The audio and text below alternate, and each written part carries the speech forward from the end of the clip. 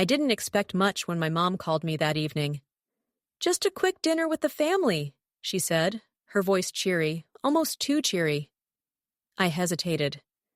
The last few family gatherings had been tense, to say the least. My sister had been passive-aggressive, my dad kept throwing judgmental comments at me, and my mom? Well, she often pretended everything was fine when it clearly wasn't.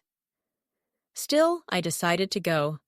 I dressed casually, nothing too flashy, just something comfortable.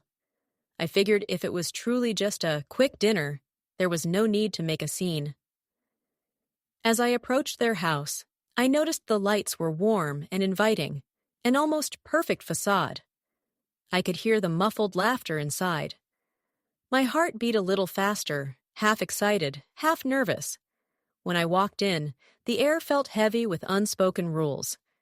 My mom spotted me immediately and smiled.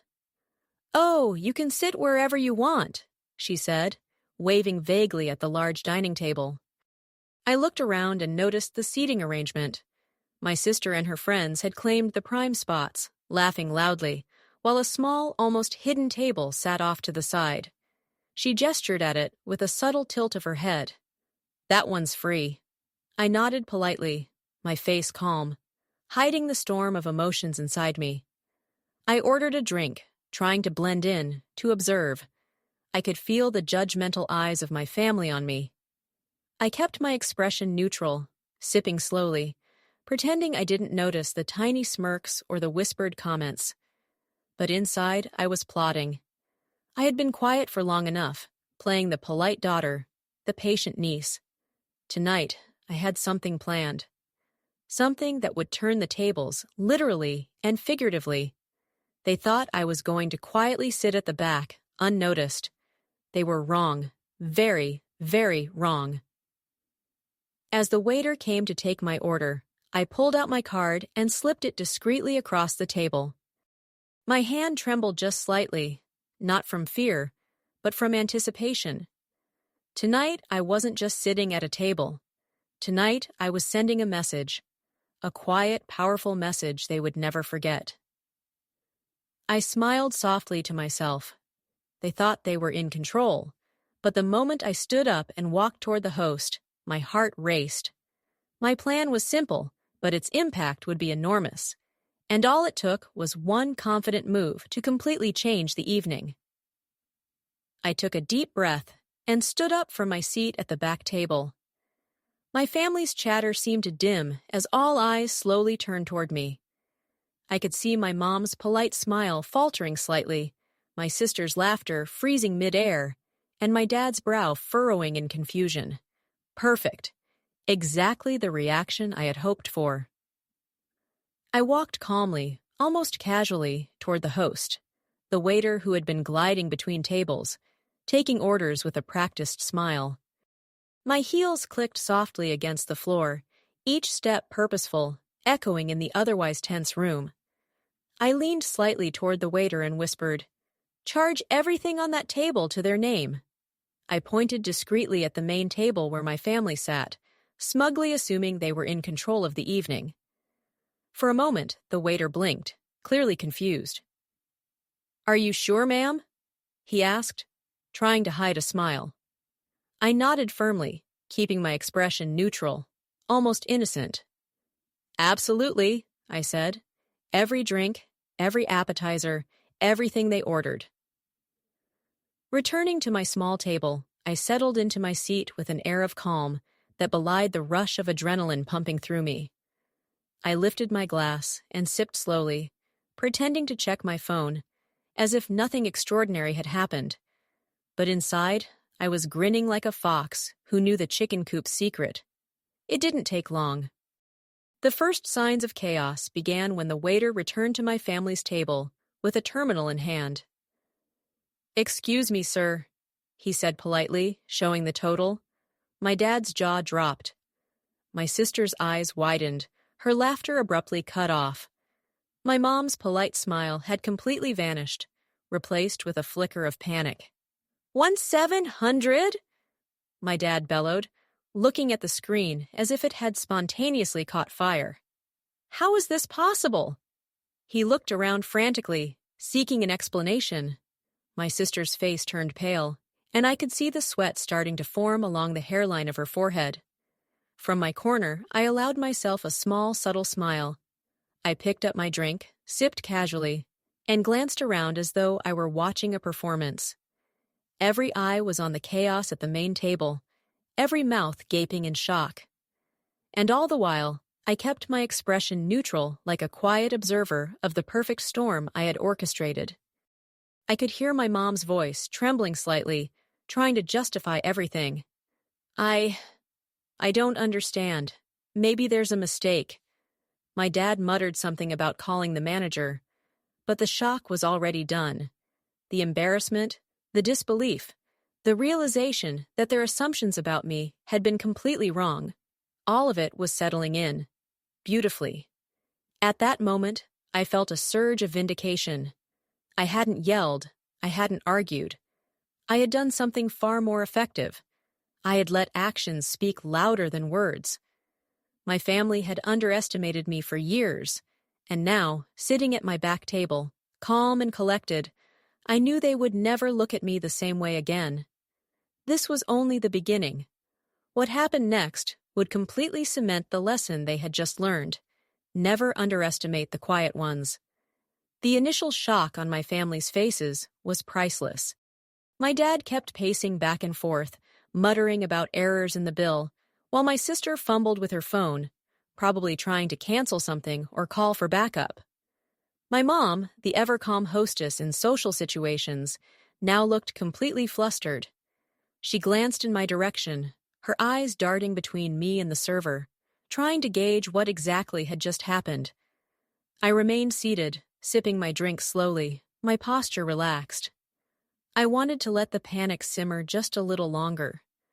My plan wasn't about humiliation for its own sake. It was about proving a point.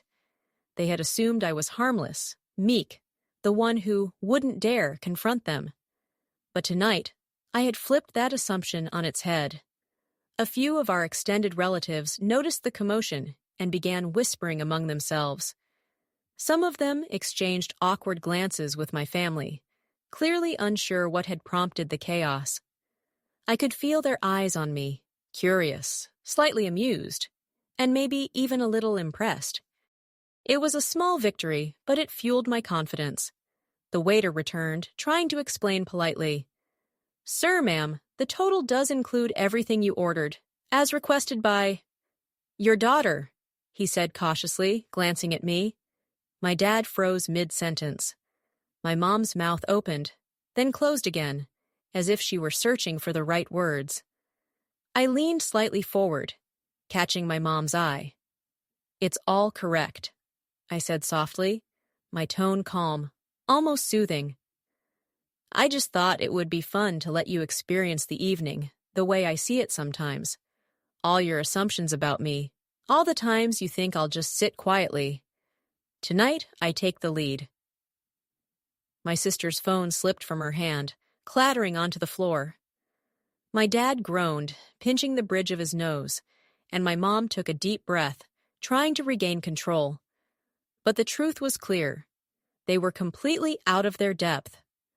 I had turned a simple family dinner into a subtle, unforgettable lesson. I could see my relatives at nearby tables quietly watching, some hiding smiles behind napkins, others trying to suppress chuckles. It was satisfying in a quiet, almost guilty way. I hadn't shouted. I hadn't embarrassed them publicly beyond the restaurant walls. But the point had landed. After a few tense moments, my dad finally muttered something about never underestimating me again. I smiled faintly, keeping my composure. No words were necessary. The actions had spoken louder than any lecture I could have given. I returned to my drink, lifting it slightly as if to toast silently to my small victory. This dinner had been about more than just a meal. It had been about reclaiming a space I had always been told was less important. For once, I was in control, and my family was seeing me differently. Little did they know, the evening wasn't over yet.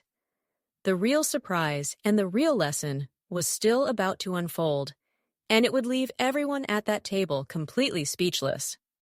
The restaurant had grown quieter now, the initial chaos settling into a tense, almost electric silence. My family couldn't stop glancing at me, their faces a mix of confusion, frustration, and, I'll admit, a little awe.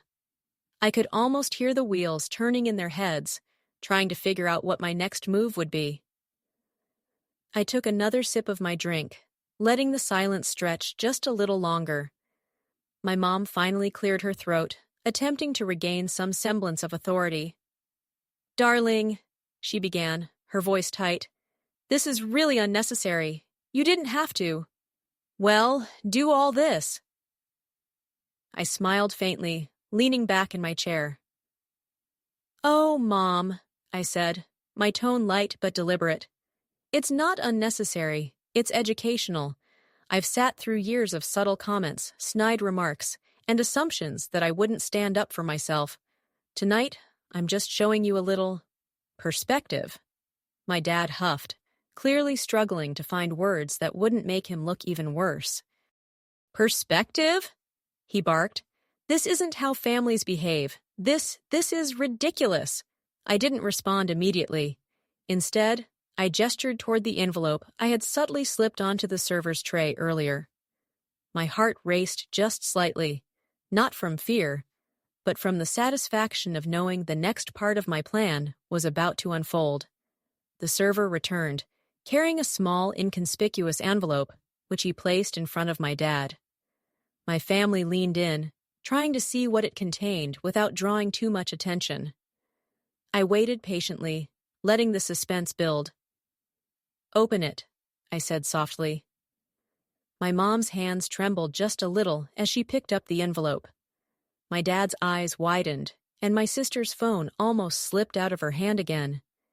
Inside were receipts, detailed notes, and a simple message I had typed and printed neatly. "This dinner has been on me. Consider it a reminder that respect and consideration are earned, not assumed.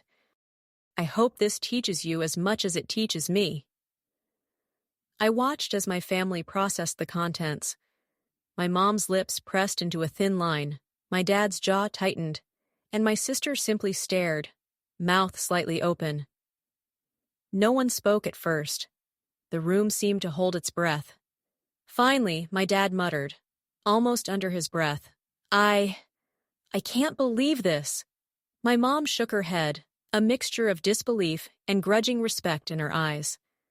My sister, still speechless, finally managed a nervous laugh, clearly unsure if she should be angry, embarrassed, or impressed. I leaned back in my chair, letting the moment sink in. This wasn't just about money or embarrassment. It was about showing my family that boundaries exist, and crossing them comes with consequences. I wasn't out to humiliate them, but I was making it clear that I wouldn't be underestimated again. The rest of the dinner passed in a quiet, careful manner. Conversations were polite, but the energy had shifted. I could see that my message had landed, even if none of them were willing to admit it outright.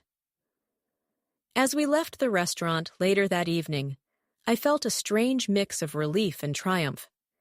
I had taken control of the situation, maintained my composure, and made a statement that would be remembered. Little did they know, this was only the beginning. The lesson wasn't over yet, and the next part of the evening would leave them completely speechless. Leaving the restaurant, I could feel the weight of the evening settling over us. My family was unusually quiet in the car ride home, their silence almost deafening compared to the usual chatter and bickering.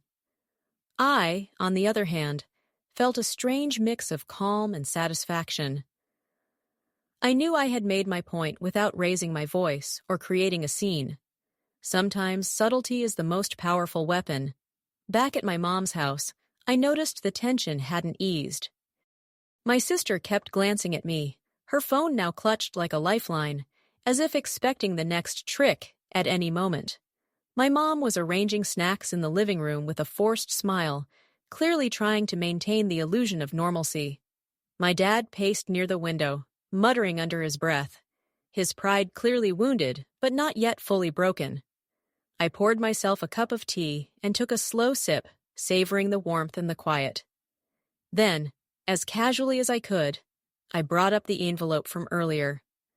"I hope you all had a chance to read the note," I said lightly. My tone was neutral, almost conversational, but it carried an edge that made my family stiffen. My mom cleared her throat, attempting to regain control.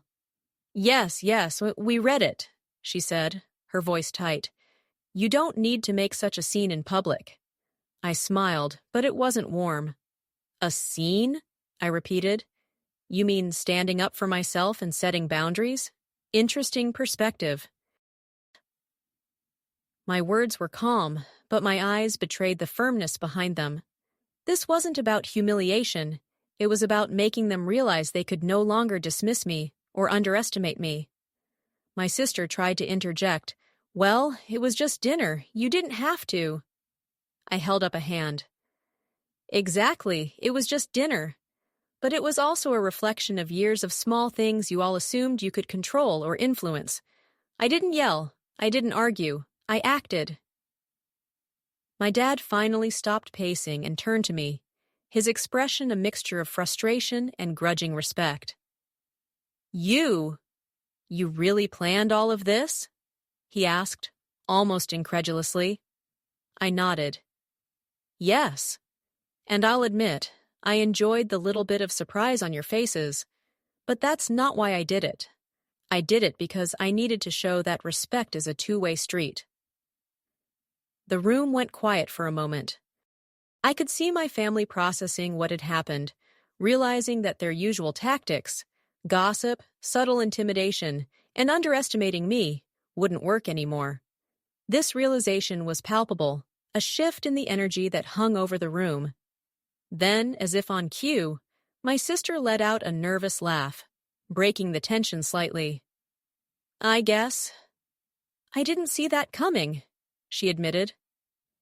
My mom nodded slowly, her face a mixture of pride and reluctant acknowledgement.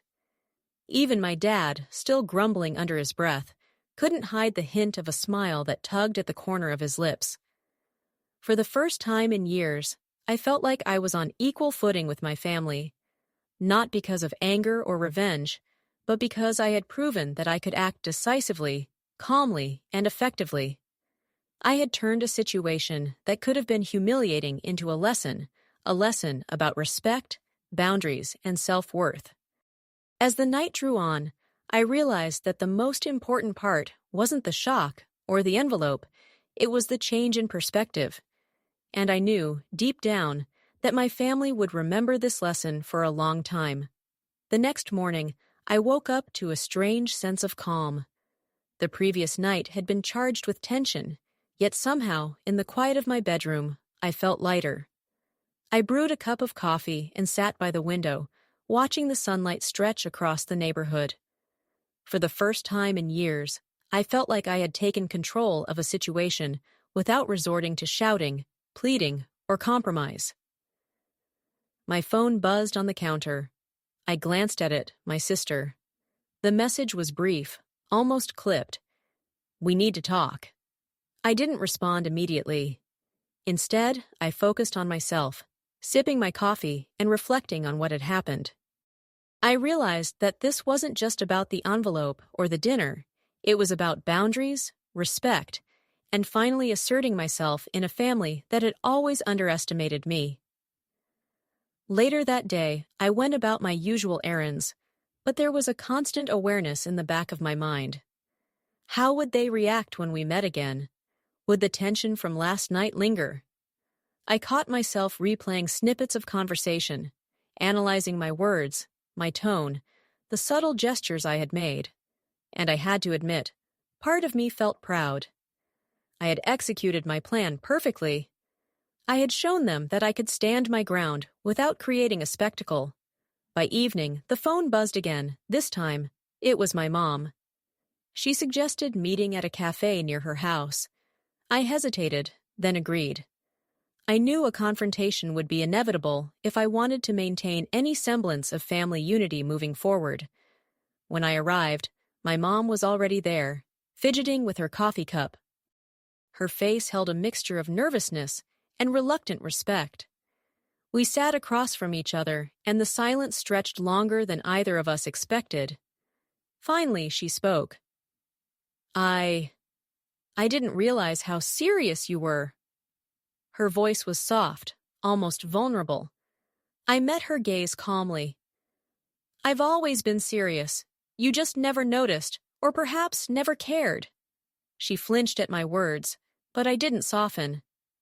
Last night wasn't about embarrassment or revenge. It was about boundaries, about showing that actions have consequences, even within family. She nodded slowly, digesting my words. "I suppose. We underestimated you," she admitted, almost grudgingly. "I hope you understand," I said, "that this isn't the end of our relationship, but it is the beginning of a new understanding. Respect isn't optional, it's required."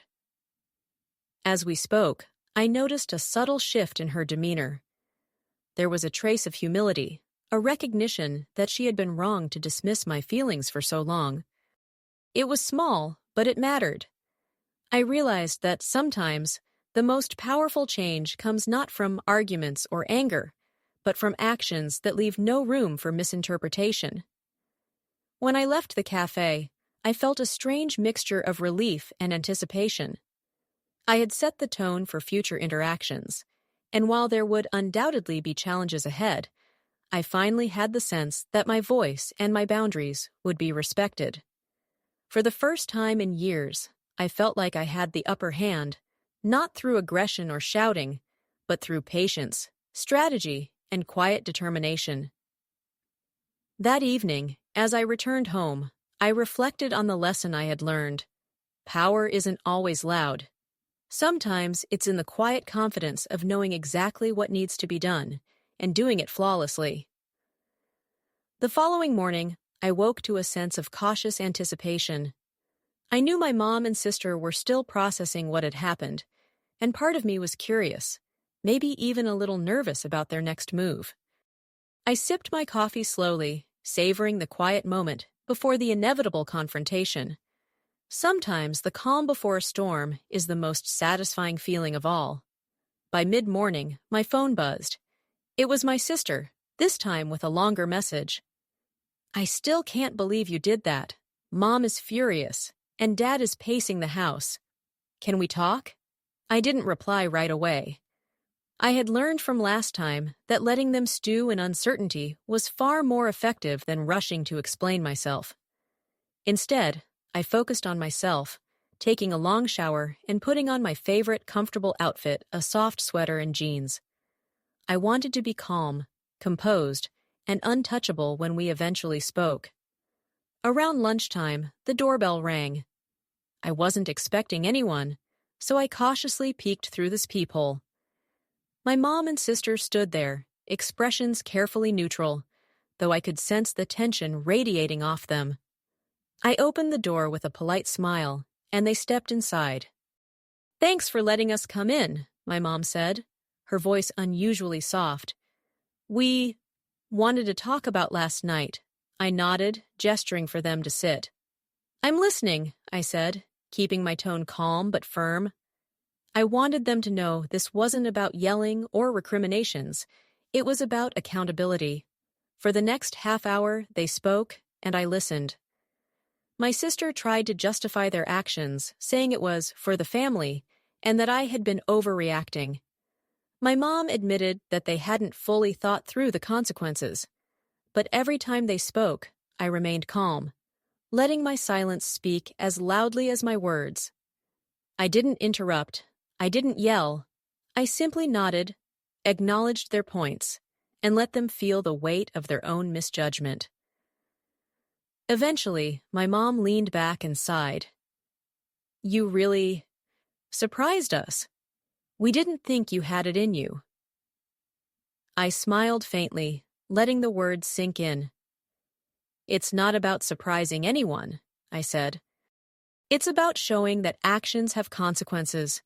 You can't dismiss me, my feelings, or my boundaries anymore. There was a long pause. I could feel the shift happening, subtle but undeniable. My family, who had always treated me as if I were easily manipulated or ignored, was beginning to recognize that I wasn't someone they could control. That realization alone was exhilarating. As they finally left, I felt a mix of satisfaction and relief. I hadn't yelled, I hadn't cried, and I hadn't lost my composure. Instead, I had used strategy, patience, and quiet determination to change the dynamics forever. For the first time, I felt like the architect of my own story, and I knew I would never let anyone undermine me again. That evening, I sat alone with my thoughts, reflecting on what had happened. Power doesn't always come from anger or confrontation. Sometimes it comes from the quiet confidence of taking control in a way that leaves no room for misunderstanding. And last night, I had done exactly that. The next day, I woke feeling a strange mix of anticipation and calm. I knew my actions from the previous evening would ripple through the family for days, maybe weeks. There's something almost thrilling about watching people realize that their assumptions about you were wrong. My coffee in hand, I reflected on how subtly powerful a simple, well-thought-out move could be. By mid-morning, my phone buzzed with a message from my cousin. She had witnessed part of the drama at the restaurant and wanted to reach out. "Can we talk? I've never seen Mom and Sister so shocked. And honestly, I'm impressed," I smiled. It felt good to know someone outside the immediate confrontation recognized the effort I had put into handling the situation gracefully. Later that afternoon, my mom called. I debated whether to pick up.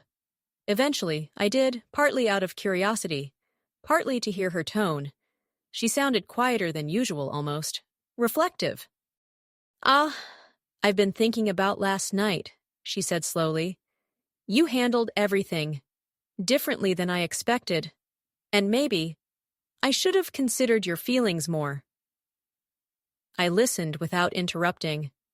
I could sense her processing, genuinely, and I didn't want to cut that short. "Thank you for saying that," I replied. "I don't want to fight. I just want to be respected. That's all I've ever asked for."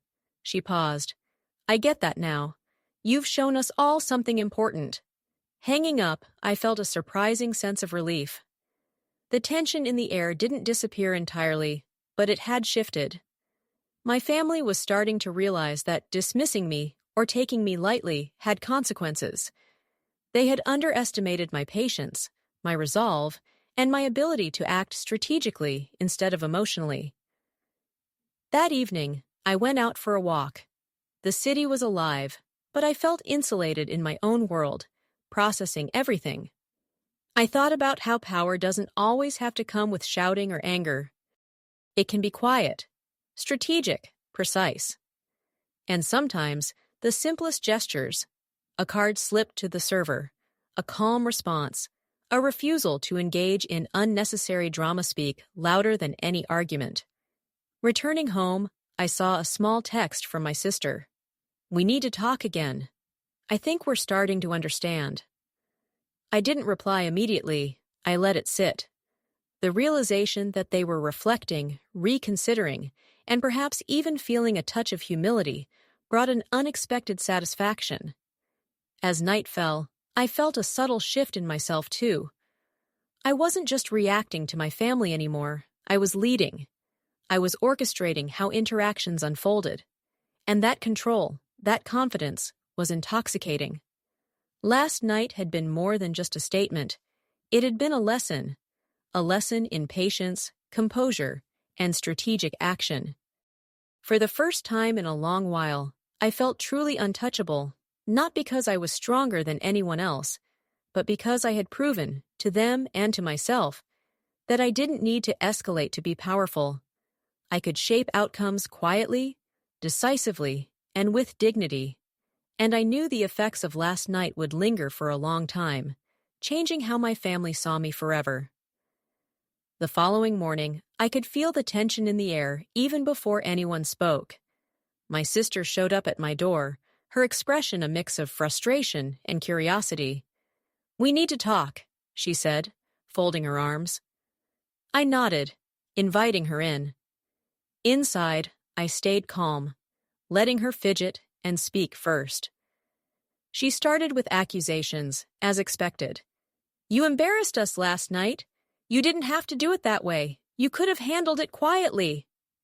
I listened without interruption, feeling the familiar rush of adrenaline, the temptation to defend myself. But I resisted. Instead, I let her words hang in the air.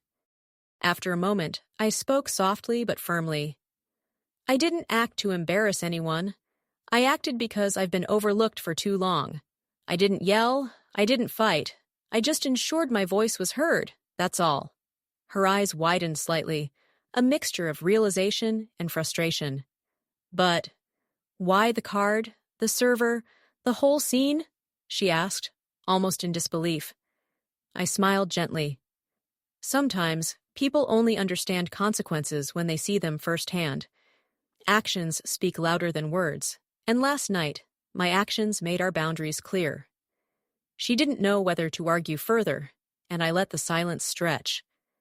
It was a powerful tool I had learned long ago that sometimes saying nothing says more than any argument ever could. Then, my mom appeared in the doorway, her face unreadable. She didn't rush to interrupt, she just observed. I could see her processing everything, the tension in her jaw, the careful consideration in her eyes. "I didn't realize you felt so overlooked," she admitted quietly.